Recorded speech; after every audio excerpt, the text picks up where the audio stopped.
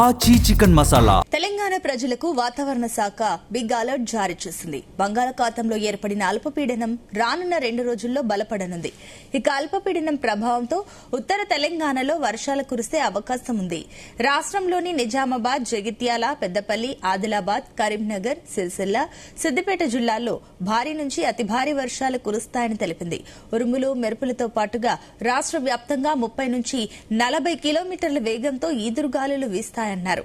ఇక హైదరాబాద్ లో సైతం రాత్రి నుంచే తేలికపాటి వర్షం పడుతోంది. భారీ వర్షాల నేపథ్యంలో ప్రజలు అప్రమత్తంగా ఉండాలని వాతావరణ శాఖ హెచ్చరించింది.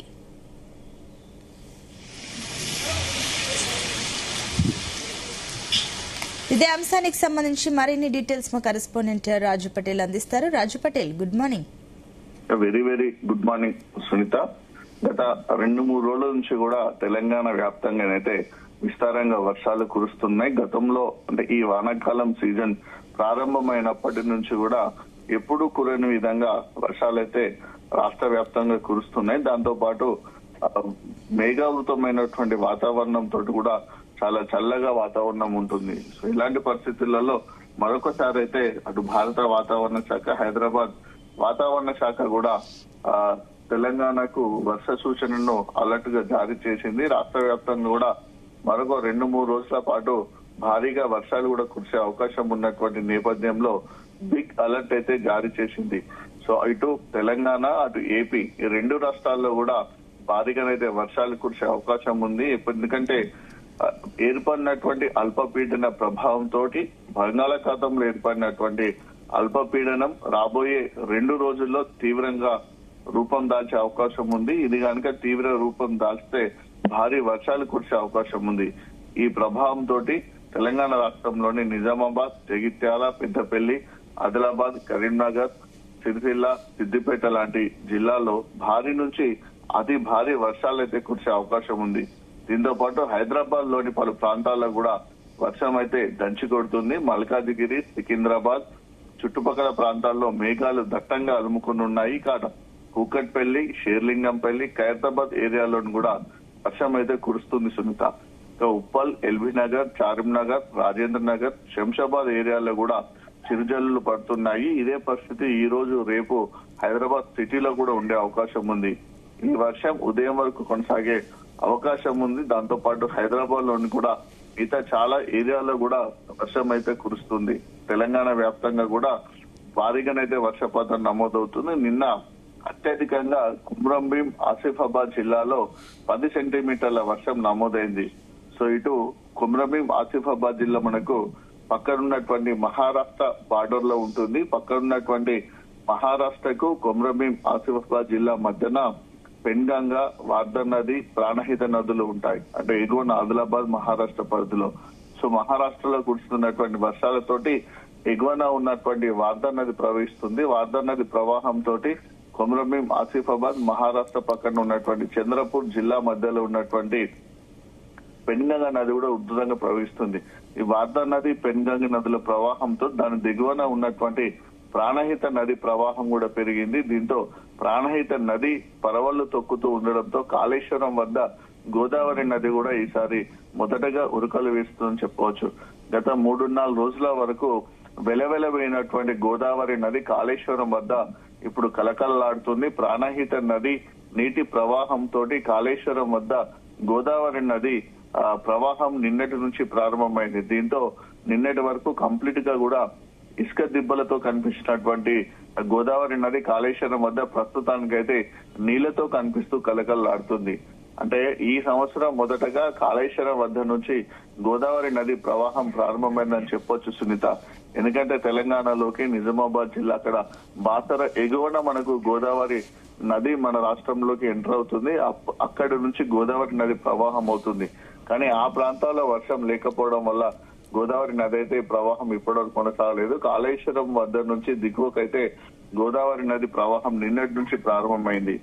ఇటు ప్రాణహిత నది ప్రభావంతో గోదావరి అయితే ఉరకలు వేస్తుందని చెప్పవచ్చు. ఇక కృష్ణా నదికి మాత్రం ఇప్పటి వరకు కూడా ప్రవాహం లేదని చెప్పవచ్చు.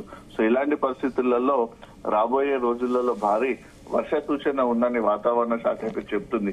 అయితే ఐఎండీ చెప్తున్నటువంటి ఇన్ఫర్మేషన్ ప్రకారము ఇటు హైదరాబాద్ వాతావరణ శాఖ చెప్తున్నటువంటి భారీ వర్ష సూచనను ఎక్స్పెక్ట్ చేస్తున్నారు, కానీ వాస్తవానికి అయితే అంత భారీగా వర్షాలు పడడం లేదని కూడా వాతావరణ శాఖ అధికారులు కూడా వివిధ సంస్థలు అధ్యయనం చేసినా కూడా చెప్తున్నాయి సునీత. ఒకవైపు జిల్లాలో కురుస్తున్నటువంటి భారీ వర్షాల నేపథ్యంలో అధికార యంత్రాంగం అలర్ట్ గా ఉండాలని కూడా అటు ప్రభుత్వం కూడా ప్రత్యేకంగా ఆదేశాలు జారీ చేసింది. ఎప్పటికప్పుడు కూడా జిల్లా అధికార యంత్రాంగాన్ని కూడా రాష్ట్ర ప్రభుత్వం అలర్ట్ చేస్తుంది. ఎందుకంటే భారీ వర్షాలు అయితే ఉన్నాయి కాబట్టి ఈసారి పడుతున్నటువంటి వర్షాలు కూడా, ఎందుకంటే తక్కువ సమయంలో ఎక్కువ మిల్లీమీటర్ల వర్షం కురుస్తుంది. అంటే సడన్ గా వర్షం ప్రారంభమవుతుంది, సడన్ గా వరద వస్తుంది. కాబట్టి ఇలాంటి పరిస్థితులలో వరద ప్రభావం చాలా ఎక్కువగా ఉంటుంది. కాబట్టి అధికార యంత్రాంగం పూర్తి స్థాయిలో అలర్ట్ ఉండాలని కూడా అటు ప్రభుత్వం కూడా అధికార యంత్రాంగానికి ఆదేశాలు జారీ చేసింది. ఎప్పటికప్పుడు కూడా జిల్లా అధికార యంత్రాంగం, రాష్ట్ర ప్రభుత్వం కూడా వరద పరిస్థితిని, వర్షాల తీవ్రతను కూడా అంచనా వేస్తున్నారు. ఇక రాష్ట్ర రైతాంగం కూడా గత 3-4 రోజులు కురుస్తున్నటువంటి వర్షంతో అయితే చాలా సంతోషంగా ఉన్నారని చెప్పుకోవచ్చు. ఎందుకంటే ఇప్పటి వరకు భారీ వర్షం నమోదు కాలేదు, ఎక్కువ కూడా నమోదు కాలేనటువంటి పరిస్థితులలో అసలు వానలు పడతాయా పడయా. ఒకవైపు వాతావరణ శాఖ వర్షాలు కురుస్తాయని చెప్తుంది, మరొక వైపు రాష్ట్ర ప్రభుత్వము, వ్యవసాయ శాఖ ఏమో ఈసారి ఎల్నినో ప్రభావంతో అధికంగా వర్షాలు కురిసే అవకాశం లేనందున రైతాంగం అయితే ప్రత్యామ్నాయ పంటల వైపు ఆలోచించాలి. ఎందుకంటే ఎక్కువగా సాగునీరు ఎక్కువగా అవసరమయ్యేటువంటి పంటలను వేసుకునే బదులు ఆరుతడి పంటలను వేసుకోవాలని కూడా ప్రభుత్వం సూచిస్తుంది. సో నిన్న జరిగిన Konda Laxman Bapuji agriculture university VC కూడా అదే విషయాన్ని కూడా, రాజిరెడ్డి కూడా అదే విషయాన్ని స్పష్టం చేశారు. కృషి విజ్ఞాన కేంద్రం అంటే రాష్ట్రంలో ఉన్నటువంటి అన్ని కృషి విజ్ఞాన కేంద్రాలకు కూడా మెసేజ్ కూడా పాస్ చేశారు. అంటే ఏ పంటలు పండించాలి, సరే చిరుధాన్యాలు కానీ తక్కువ సమయంలో వచ్చేటువంటి దిగుబడి వచ్చేటువంటి పంటలు పండించాలి, దీనిపైన రైతులకు కూడా అవగాహన కల్పించాలని కూడా నిన్న కృషి విజ్ఞాన కేంద్రాలకు కూడా అటు కొండా లక్ష్మణ్ బాపూజీ అగ్రికల్చర్ యూనివర్సిటీ నుంచి కూడా ప్రత్యేకమైనటువంటి ఆదేశాలు కూడా జారీ చేసినటువంటి పరిస్థితులలో రైతాంగానికి అయితే అటు ప్రభుత్వం కూడా అవగాహన కల్పిస్తుంది. ఇక వర్షాలకు వచ్చేసరికి మాత్రము కురుస్తున్నాయి, వర్షాలు పడుతున్నాయి తప్ప అది భారీ వర్షంగా మాత్రం నమోదు కావడం లేదు. నిన్న కొమ్రభీం ఆసిఫాబాద్ జిల్లాలో 11 సెంటీమీటర్ల వర్షం పడ్డదంటే అది భారీ వర్షం అనే చెప్పవచ్చు.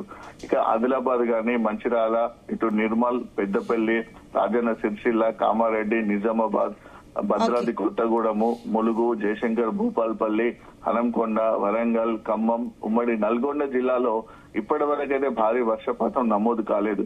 కేవలము హనంకొండ, వరంగల్ ఈ 2 జిల్లాలు, పక్కనున్నటువంటి ములుగు జిల్లా, ఆ పక్కన ఉన్నటువంటి జయశంకర్ భూపాల్పల్లి జిల్లా, అటుపోతే మబ్బా జిల్లా, ఇక జనగాం జిల్లా, ఈ జిల్లాలో కూడా అత్యధిక లోటు వర్షపాతం కొనసాగుతుంది. దాదాపు 40 నుంచి 50% మేర లోటు వర్షపాతం ఉందని కూడా అటు వ్యవసాయ శాఖతో పాటు వాతావరణ శాఖ అధికారులు చెప్తున్నటువంటి పరిస్థితులలో కురుస్తున్నట్టు వర్షం కొన్ని ఏరియాలో బాగా కురుస్తుంది, మరికొన్ని ఏరియాలో ఎక్కువగా కురవని పరిస్థితి కొనసాగుతుంది.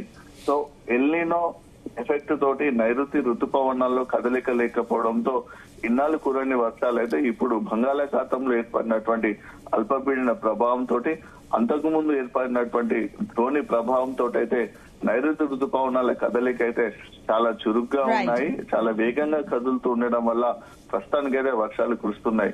ఇదే సిచ్యువేషన్ మరొక 2-3 రోజుల పాటు ఉండే అవకాశం ఉన్నటువంటి పరిస్థితులలో వాతావరణ శాఖ అంచనా వేసినట్టుగా కూడా భారీ వర్షాలైతే కురవాలని రైతాంగం కోరుకుంటుంది Sunita. Right, thank you Raj Patel.